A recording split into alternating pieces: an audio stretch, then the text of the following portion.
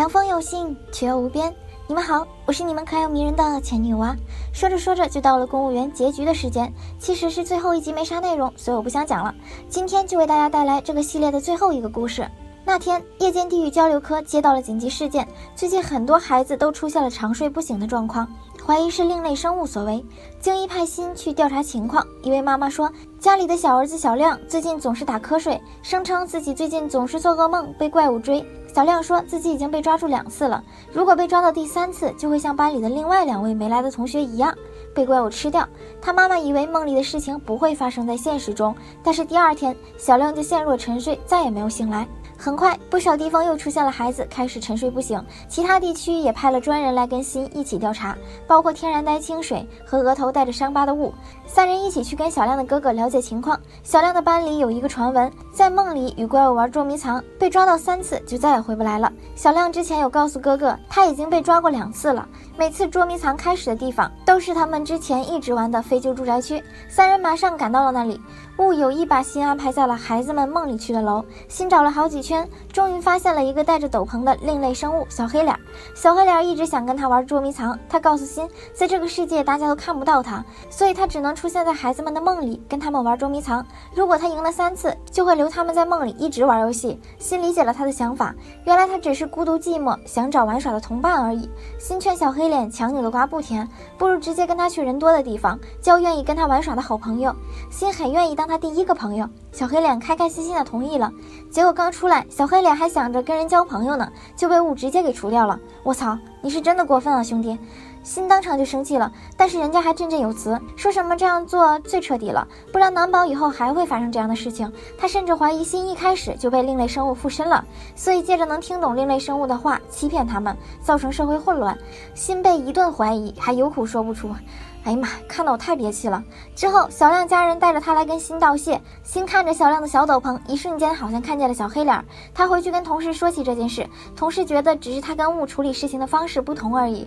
第2天，新再次接到任务，跟上次的2人一起去查看会场，结果发现会场里满是虫茧一样的东西，而且生长的越来越多。据雾说，解剖开里面是虫类的生物，雾想让新跟另类生物沟通一下，了解一下他们出现在这里的原因。但是新听的时候才发现里面根本不是虫类生物，他扒开一看，里面是像婴儿一样的另类生物在吐丝，而且他们的父母并没有在周围。雾说让新跟婴儿沟通，好找到他们的父母，解决本质问题。听听，你说的是人话吗？你刚生下来就会说话？新知道雾这是有意为难他，如果他做不到就烧了这些宝宝，并且不让新参加明天的行动。新无可奈何，失落万分。要是我这小暴脾气，真容易直接大耳刮子抽他丫的。但是其实雾一直仇视新，因为他小的时候父亲为了维护另类生物，害得他被绑架，额头也留下了疤，所以他一直对另类生物十分反感。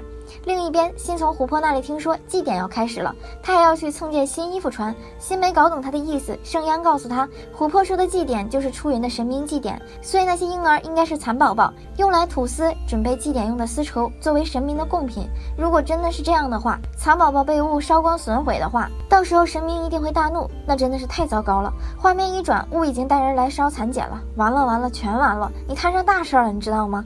果然，产茧的神明马纳利生气了，直接把人类都包成了茧，这下雾栽了。那边还想着找新帮忙解决问题，但是组长新田表示，一开始把新赶回来的也是你们，现在的我们你们高攀不起了，这脸打得爽呀。最后还是上级打来电话，希望新出面解决问题，现场的指挥权全都交给了新。4人快速赶往现场，但是此时的雾还在妄图杀死马纳利，马上神明就将被激怒，还好新及时赶到把他拦了下来。雾接到先田的电话，在这里他已经没有管辖权了，雾吃了鳖也没办法，新赶紧跟马纳利沟通，马纳利表示不能原谅人类，被烧毁的一半纺织者无法羽化，祭典之前更是无法把所有丝线完成。如果明早之前不能把丝绸作为贡品献给神明，就无法得到太阳的力量，他们无法过冬就会死去，届时他将永远诅咒这片土地，憎恨人类。如果马纳利黑化成了作祟神，那么这里将永无宁日。但是新说他可以在明早之前纺织完丝线，马纳利相信了，他给了新一个机会，要在天亮之前把丝线纺织完。大家都赶紧拼命摇人过来帮忙，新直接把认识的天狗跟天使都请过来帮忙了。他终于找到了自己存在的意义，他可以用沙智尔与另类生物沟通，这样也就可以避免人类与另类生物的争端，这就是他的工作。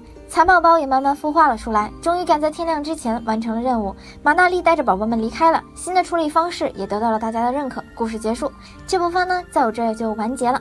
不知道为啥这个番前面看着挺好的，后面的剧情啥的狂掉分，反正是越看越不吸引我。